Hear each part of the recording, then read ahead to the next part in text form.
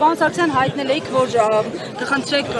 փոքրինչ հետաձգվի, հաշվի առնելով, որ չեք ծանոթացել դեռևս գործի նյութերին, չէ՞, կարծեմ, խնդրեմ ավելի մանրամասնեք եւ ինչ որոշում կայացվեց վերևում։ Նիստը նշանակված էր 24:00-ին, նյութերը ստացել են 23:59-ին, հետևաբար պետք է հասցնենք ծանոթանանք եւ միջնորդությանը եւ նյութերին, ըստ բան արդեն ինձ մոտ է նյութերը միջնորդություններ լրացուցիչ ուղարկվել է, պետք է ծանոթանանք, քիչ հետո իմ գործընկերներն են ուղղակի քանի որ գիտենք որ պետք է հետաձգվի, դրա համար մյուս պաշտպանները չեկան, հիմա նյութերը արդեն ուղարկվել է բոլորը ունեն, կծանոթանանք, կներկայանանք դատական նիստին, ժամը 2:30-ին դատական նիստը պետք է շարունակվի։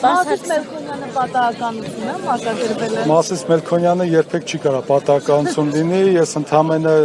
երևի 2 ժամ առաջ գրեցի, որ Երևան քաղաքի ընդհանրավարության 4 նստավայրներ են, դատարանների 4 նստավայրներն էլ հերթապահություն են իրականացնում, այսինքն այսօր Երևանի բոլոր դատավորները հերթապահ են եւ գրել է, որ զգում եմ, որ Մասիվի Ավանիկ նստավայրում է լինելու եւ հայտնի դատավորը Մասիս Մելքոնյանը, դրա մասին ես բազմիցս հրապարական ելույթներ ունեցել եմ։ Հիմա եթե մեկը կասի, որ սա պատահականություն է, որ ամբողջ Երևան քաղաքի դատարանների մեջից Մելքոնյան Մասիսի մոտ է, որովհետեւ ինքը այն դատավորն է, որ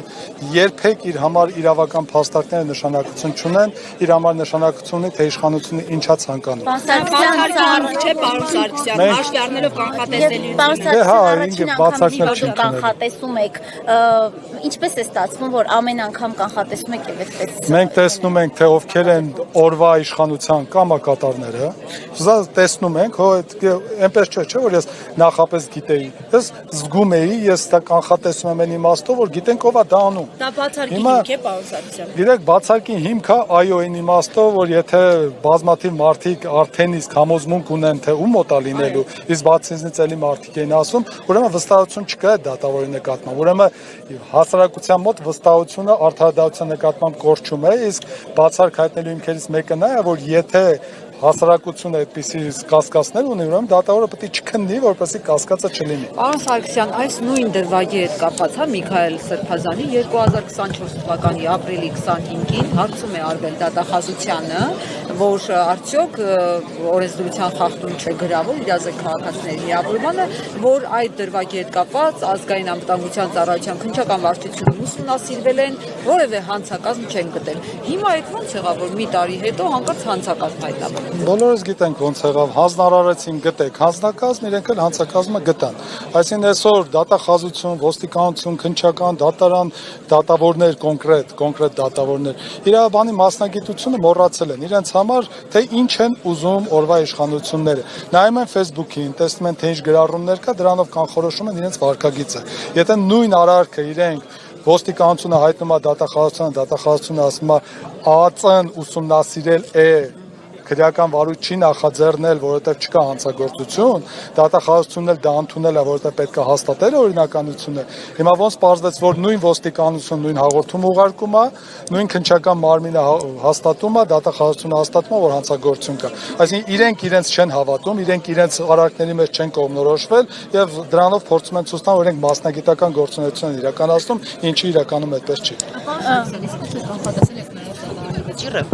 Գիտեք, շատ կանխատեսելի է Մասիս Մելքոնյանի պարագայում։ Ես երբևէ չեմ կարծում, որ ինքը ի վիճակի է արդար որոշում կայացնելու։ Միակ բանը, որ հանրության այս արձագանքը կարող որոշակի ազդեցություն գործադրի, բայց կարծում եմ հատուկ տվել են իրեն, որ նույնիսկ այս ազդեցությունը չլինի, որովհետև իր մոտ նման ազդեցությունները կարծեք թե չի գործում, իր համար մի հատ բան կա՝ վախ, որ ինքը այդ վախից ելնելով գործողություններ է կատարում։ Եվ վերադառնալով արարքի քրեաիրավական Կարգապահական վարույթ է այս պահին իր նկատմամբ իրականացվում։ Եթե ինքը ցանկալի որոշում չկայացնի, միանգամից կարգապահական վարույթի արդյունքում կլինի իր համար ոչ ցանկալի հետևանքներ։ Սա առաջինը։ Վերադառնալով արարքի քրեաիրավական որակմանը, հա, իշխանությունը զավթելու Ես ներողություն պետք է խնդրեմ, քանի որ գիտեմ ինչ եք ասում,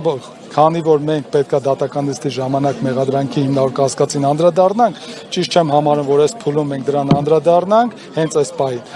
Դատական նիստից հետո իմ գործընկերների հետ միասին այդ հարցի մանրամասն կանդրադառնանք, չեմ բացառում, որ նույնիսկ կլինի ասուլիս հրավիրված, որտեղ մանրամասն դրան կանդրադառնանք։ Եվ անդրադառնալու եք վարչապետ Նիկոլ Փաշինյանի Facebook-յան գրառումներին, արդյոք սա դիտարկում եք որպես Ուրեմն մենք ամբողջ ծավալով, մենք միան միանշանակ դա ուղղորդում ենք դիտարկում, դատավորը անպագորգոր խոսքեր է ասելու, որ իրեն ոչ ոք չի կարող ցուցումներ տալ, ինքը ոչ մեկից չի կաշկանդվում, ասելու է, ինքը միշտ ասում է, բայց մենք տեսնում ենք, թե իր իրավիճակը ինչպիսին է։ Ամեն դեպքում մենք վստահ ենք, որ իրավական բոլոր գործիքակազմը պետք է կիրառվի եւ եթե անգամ այսօր էլ հանգած դատավորը կայացնի այն որոշումը, որը որ իրեն հանձնարարված է կամ ինքը կարծում է, որ իրենից դա ակնկալում են, միևնույնն է պետք է պայքարել իրավական բոլոր գործիքակազմով եւ ես կարծում եմ, որ շուտով այդ արդյունքը կունենանք։ Հիմա փորձենք ծանոթանալ, գանք մասնակցենք դատական նիստին։ Ժամը 2:30։